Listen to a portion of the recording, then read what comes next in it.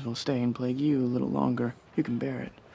In fact, I think it agrees with you. Welcome to MsMojo, and today we're ranking Timothée Chalamet movies from worst to best. I ask nothing of you. Only that you will always speak to me clear and true. For this list, we'll be looking at every film in Timothée Chalamet's repertoire, whether it be a blockbuster or lackluster. If we ranked any of your faves too low, throw us a peach and let us know. Number 18, A Rainy Day in New York. Kudos to you if you've managed to actually see this movie, and even more kudos if you were able to sit through the whole thing. Rich housewives who have the leisure to pursue esoteric culture, the out of work discussing the out of print. This Woody Allen movie filmed right as the Me Too movement started. As 1992 allegations that Allen sexually abused his daughter Dylan Farrow began to resurface, the film fell into limbo. And whatever you do, don't get lost in the desert and die of thirst. I'll be sure to bring a canteen. Multiple actors involved, including Chalamet, donated their salaries to victims' organizations, and some even apologized for starring in the movie altogether. In addition to the controversy, though, the movie just isn't that good. Chalamet's character is literally named Gatsby, and the script regurgitates derivative themes from Allen's earlier work. What's that supposed to mean? It's not always a comfortable trip. Number 17, Worst Friends. In his first year in cinema, Chalamet landed 3 movie roles. Worst Friends is probably the weakest of these. So what? This is my chance. The dark comedy follows the relationship between 2 childhood pals after one of them survives a car accident. Chalamet isn't really in the film enough to make much of an impression, though. So I'll be Batman for Halloween. You can be Alfred.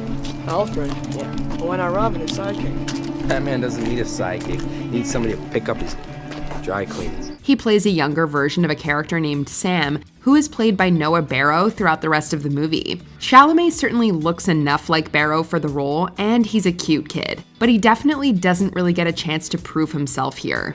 Just hide behind the Mexican lady's bush, Sam. Why can't I just walk ahead of you and go to school? Number 16, The Adderall Diaries. Early in his movie career, Chalamet had a small run playing the younger version of the main character in flashbacks. Used to take me out, let me drive. I remember feeling so happy and free, full of hope and potential. Thus is the case in 2015's The Adderall Diaries, in which Chalamet tries his hand embodying a young James Franco. Franco plays Steven, an author trying to work through his troubled childhood with his writing. We're taught to believe that the system will actually help the child, that it'll do the right thing. But it doesn't always. In scenes portraying young Steven, who struggles with substance use disorder, Chalamet is actually quite good. He's green, but there's promise of the depth we'll get from him in later films like Beautiful Boy. However, the movie itself is messy and doesn't handle its themes in a particularly sophisticated way. There's so many gifts and so few actual apologies. Number 15, 1 and 2. You may have seen Instagram photos of Chalamet with actress Kiernan Shipka and wondered, wait, how do they know each other? We wouldn't blame you if you weren't able to come up with the connection, and we're here to help. You dare me? I bet I could. Oh yeah, even if you did, then what? The duo starred in a 2015 fantasy film called 1 and 2, in which they played siblings who find out they can teleport short distances. And just like that, boom, everything went black. Now woke up outside in the front yard. The film looks incredible, and Chalamet and Shipka have great chemistry. However, the story at the center of this movie feels like it needed more time in the oven to build up to anything meaningful. If anything, it at least delivered us a fun little celebrity friendship to follow.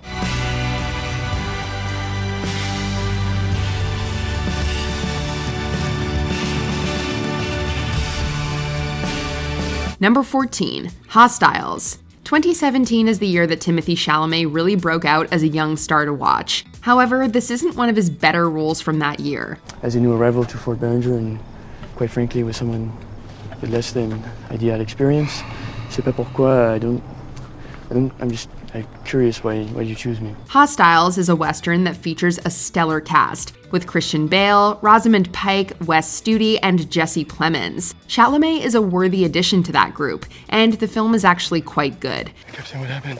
What did you These far west, I thought they were settled on reservations. Some of them ain't never settled. Lieutenant, Have you seen them, sir? no, but they ain't far. Unfortunately, this is yet another example of Chalamet not sticking around long enough to make a strong impression.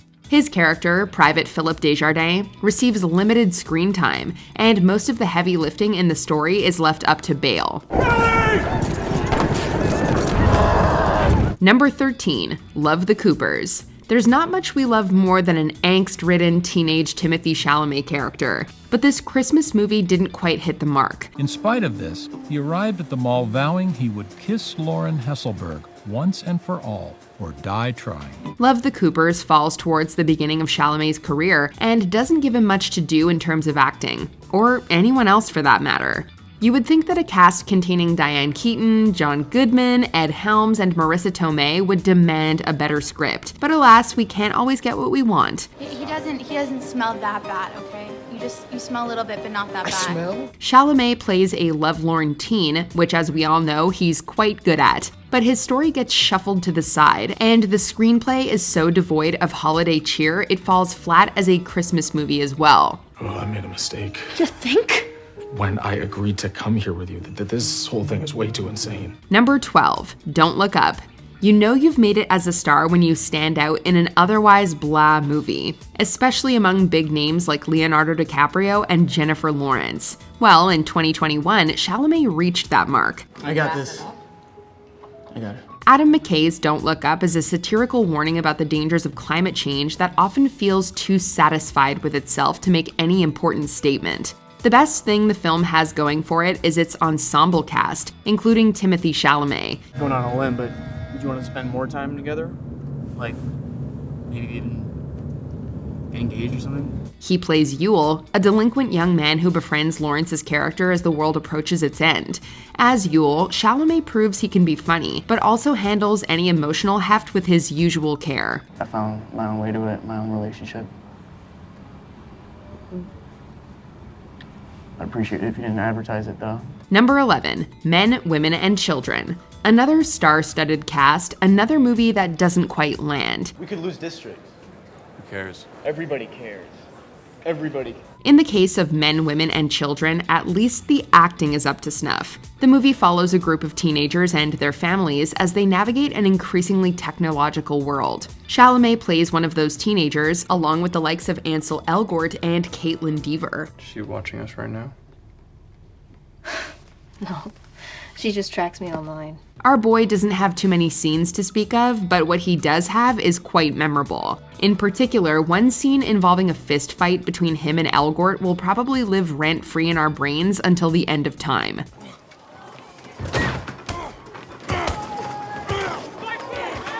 Number 10, Hot Summer Nights. So how long have you been following me for? Following you? I haven't following you. Hot Summer Nights is another entry into 2017, or as we like to call it, the year of Timothée Chalamet. But it's probably not one you remember very well. The plot for this movie is a bit out there. Chalamet plays a teenager who becomes involved in the drug trade on Cape Cod, but it's still a pretty entertaining watch. Chalamet fits right into the film's 1991 setting and shows that he has the chops to be an amazing actor. You want to be the guy that's putting gas in those cars? You want to be the guy that owns the gas company? His character, Daniel, evolves over the course of the film, growing from awkward teen to teenage drug lord. Silly, we know, but Chalamet handles the transformation with ease and confidence. Well, don't kill them all at once. It's too late for that. I'm hooked. Number 9, The King. In 2019, Chalamet bypassed his teenage love interest era and went right to prestige historical drama, with mixed effect. I seem to be serving as my own chief tactician, my own commander, my own counsel. Where is the fearsome old warrior of Falstaff? The King is based on several different William Shakespeare plays about Henry V and presents one of the more stunning-looking historical epics in recent memory. Chalamet is good in the lead role, but it was his first period piece, and sometimes there's a bit of a learning curve with these things. I've only ever hoped for one thing! To see this kingdom united under this English crown! In many scenes, he's outacted by more seasoned performers, such as Joel Edgerton and a very hilarious Robert Pattinson. Chalamet would thankfully get the chance to try playing another reluctant stoic leader later on in his career, but this just isn't his best. I failed to remember the moment. Remedy this failure. Number 8, Beautiful Boy. When I tried it, I felt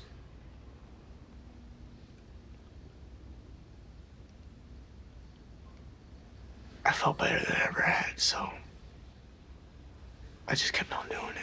Based on a true story, Beautiful Boy is one of those movies that's a bit difficult to get through, not just because the subject matter is tough, although it is, but also because the movie never seems to quite pull its emotional impact all the way together. But most problems with the script are overpowered by a devastating performance from Chalamet. He stars as Nick Sheff, a young man struggling with substance use disorder, and pours every inch of his soul into the role. I understand why I do things. It doesn't make me any different, all right? I'm attracted to craziness, and you're just embarrassed because I was like this amazing thing, like your special creation or something, and you don't like who I am now. His scenes with Steve Carell, who plays his father, are particularly moving. The two actors clearly have a connection with each other and don't pull punches when it comes to the realities of their characters' situations. I'm really sorry, Dad.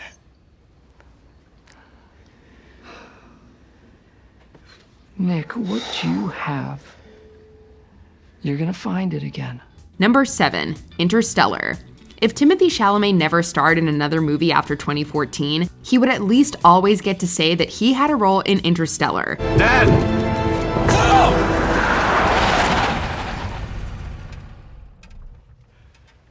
You told me to keep driving. Christopher Nolan's science fiction epic received accolade upon accolade after its release, and we're certain nearly everyone watching this video right now has seen it. But you'd be forgiven for forgetting that Chalamet is in this film at all. Let me guess, was your ghost? I knocked it off my shelf. Keeps on knocking books off. He plays Matthew McConaughey's son Tom and only has a few scenes. Chalamet is the first to admit his role isn't all that grand in the movie. He apparently wept when he realized how many of his scenes had been cut. Murphy's Law. Shut up! Grab the spare, Tom. That is the spare. We hope Chalamet gets to work with Nolan again someday. Number 6, The French Dispatch. Director Wes Anderson has a very particular cinematic style and a very particular way of directing actors. Some actors thrive in that style and come back to him time and time again. I don't need remarks, do I?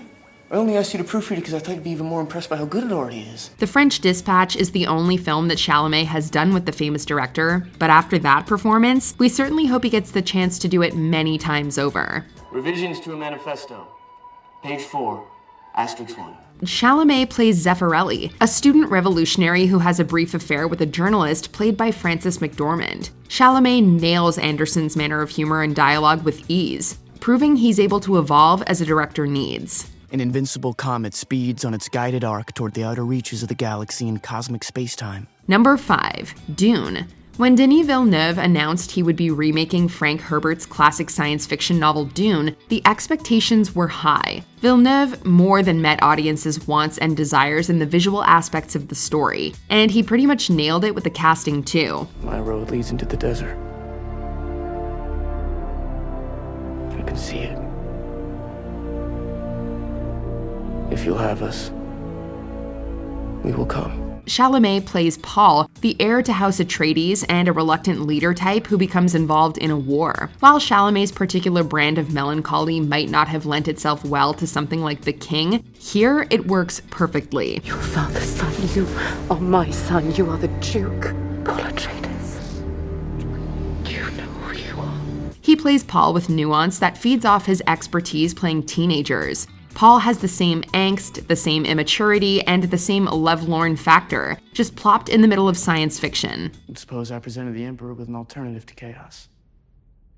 And the Emperor has no sons, and his daughters are yet to marry. You'd make a play for the throne. Number 4, Miss Stevens. While 2017 was the year where Timothée Chalamet became a star to be reckoned with, 2016 was his breakout. The power of his performance in Miss Stevens just can't be denied. I'm nervous. What? I told you I would tell you when I was nervous. I'm nervous. The movie follows a teacher who takes a group of high school students to compete in a weekend-long drama competition. Chalamet plays Billy, a struggling teen who has a bit of a crush on his teacher Miss Stevens, played by Lily Robb. How even though you were trying to hide it last night, I could see that you were sad. You know, and I knew how to make you happy. And then you asked me to leave. I don't know why you asked me to leave. You were sad again, and I knew how to fix it. The movie is funny, sad, and messy as Stevens tries her best to keep Billy's feelings at bay while still supporting him in his moments of need. It remains one of Chalamet's most interesting performances to date. His death of a salesman monologue towards the end of the film is mesmerizing. I'm nothing. I'm just what I am. That's all. Number 3, Lady Bird. Finally, the role that shook anyone who has ever been a teenage girl to their very core. Hey, I'm not paying you to flirt. I wasn't flirting. Wish you had been. Lady Bird is one of the best teen dramas of the past decade. Director and writer Greta Gerwig clearly understands what it's like to be an adolescent girl, and that knowledge shines through in Saoirse Ronan's lead performance. But it also comes through in the character of Kyle, played by none other than Timothée Chalamet. It's my parents' number. You don't have a cell phone? Nah. Good girl. Government didn't have to put tracking devices on us. We bought them and put them on ourselves. From the way he dresses to the way he talks, Chalamet embodies every walking red flag that no teenage girl has ever had the strength to ignore. He plays disinterest with a charisma that is undeniable. I actually want to go to prom. Okay, yeah. I mean, I don't really want to do that. Number 2, Call Me By Your Name. If Lady Bird showed us Chalamet's unbridled charisma, Call Me By Your Name showed us that he had the power to anchor a movie and be an Oscar-level actor. I just played it the way Busoni would have played it if he'd altered Liszt's version. And what is wrong with Bach, the way Bach would have played Bach's Bach never wrote it for the guitar. In fact, we're not even sure Bach wrote it at all. Forget I asked. Based on the novel of the same name, Call Me By Your Name is a heartbreaking coming-of-age tale. Chalamet stars as Elio, a teenage boy who questions his sexuality and ultimately falls in love with an older graduate student who stays with his family in Italy for the summer. God, we wasted so many days. Why didn't you give me a sign? I did. You didn't give me a sign. I did. When? The role of Elio is so internal, but like a raw nerve, Chalamet is able to use his body and face to let us in on every single emotion. The themes of the story are thorny and complex, but his performance is pure talent. Is there anything you don't know? I know nothing, Oliver.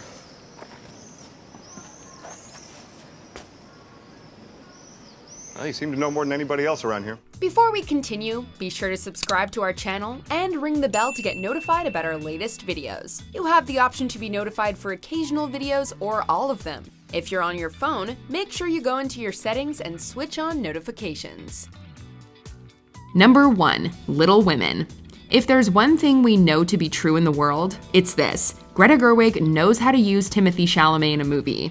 Little Women is a classic of American literature, and if you read it growing up, you probably had a crush on Laurie. It's nothing to be ashamed of, as long as you love him. Well, I believe we have some power over who we love. It isn't something that just happens to a person. I think the poets might disagree. Chalamet might seem like an interesting choice for the role of Laurie. He doesn't exactly scream boy next door, but Chalamet is able to allow the audience to see a more offbeat side of Laurie we never really have. And I realize I'm not half good enough, and I'm not this great man, and... Yes, you are. You're a great deal too good for me, and I'm so grateful to you, and I'm so proud of you. His portrayal brings a new level of depth and empathy to the classic character. Plus, his ability to have electric chemistry with every single March girl is an amazing feat. My girls have a way of getting into mischief. Well, so do I. Well, then you'll run over and we'll take care of you.